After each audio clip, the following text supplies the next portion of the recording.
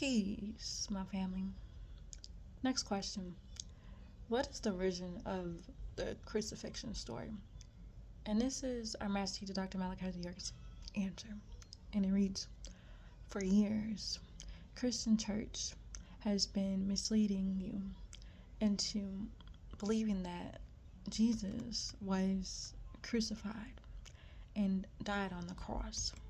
Yet, they have no facts or evidence to subsistain the story of the supposed crucifixion of Jesus.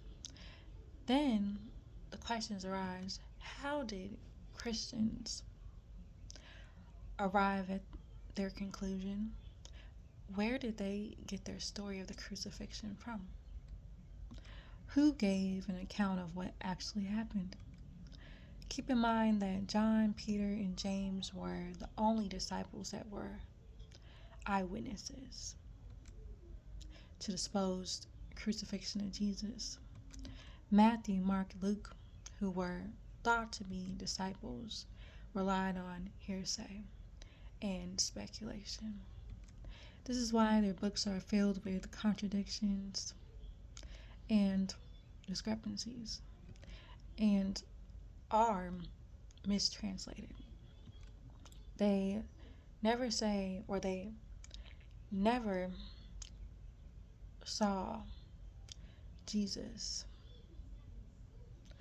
The prophecies contained in the Old Testament of Jesus dying on the cross, as Christians believe, cannot be applied to Jesus, nor can it be considered prophecies of what was to happen to Jesus. The book of Psalm is attributed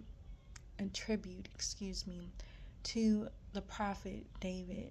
Some of them chapters in the book of Psalms are attributed to his son Solomon, and David is the chief of author and principal contributor to the collection, with some chapters recorded by Asaph. The Psalm were revealed from 1037 to 1207 BCE in Basharim. Some Christians say that many of the verses in the chapters of the book of Psalm 150 books of David contain the prophecies of the supposed crucifixion of Jesus. In essence, what the Christian preachers are implying that Jesus had already read and knew what was going to be said before the crucifixion occurred, because he read and followed the laws of the Old Testament. How absurd. Jews and Christians use this scriptural quote, Psalms 22:1, to support their argument of the crucifixion of Jesus. Psalm 22:1, my God, why hast thou forsaken me? Question, why hast thou art so far from me, from helping me, and from the words of my warring?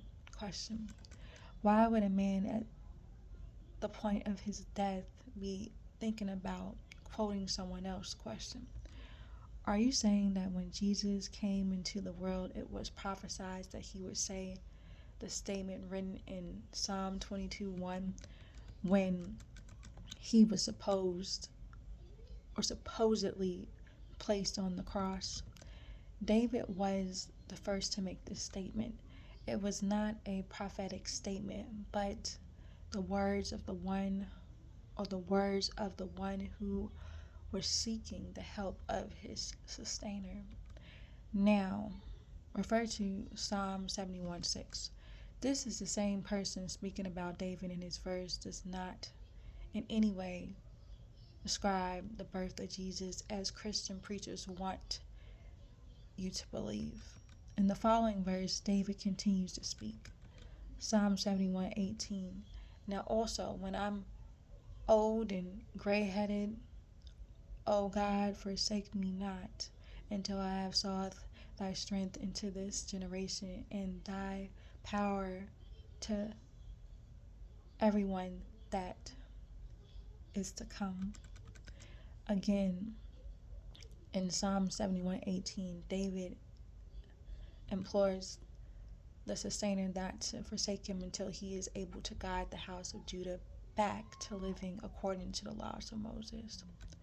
The quote in 71:18 could not have been Jesus pleading for his life before the supposed crucifixion, because he was only 33 years old at the time of his supposed crucifixion.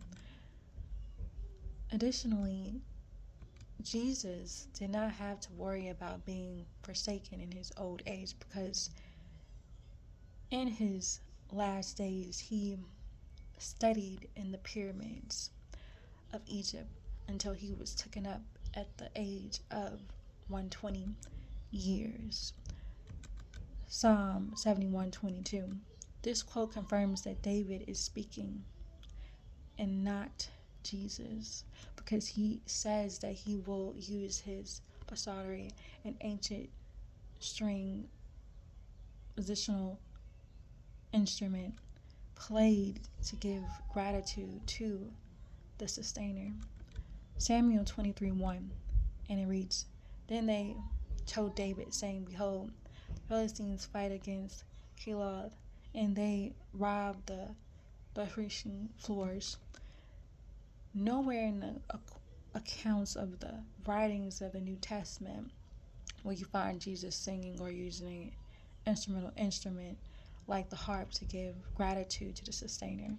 Not only does the book of Psalm reveal to you about the crucifixion of the prophet David, it also gives an account of how he was later taken down from the cross alive and died in his bed, which is a point that Jews can sell.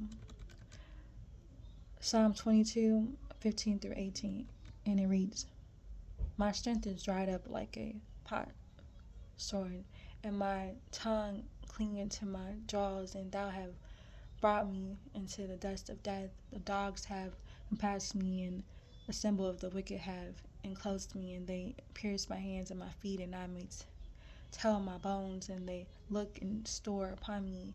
They part my garments among them, and they cast lots upon my gestures. In this chapter of Psalm, David tells the story of his persecution and crucifixion. He expresses the pain, extreme thirst, and agony to the hands and feet, holes in his hands and feet, and side pierce. Is this the same story that Christian preachers tell concerning Jesus? Question.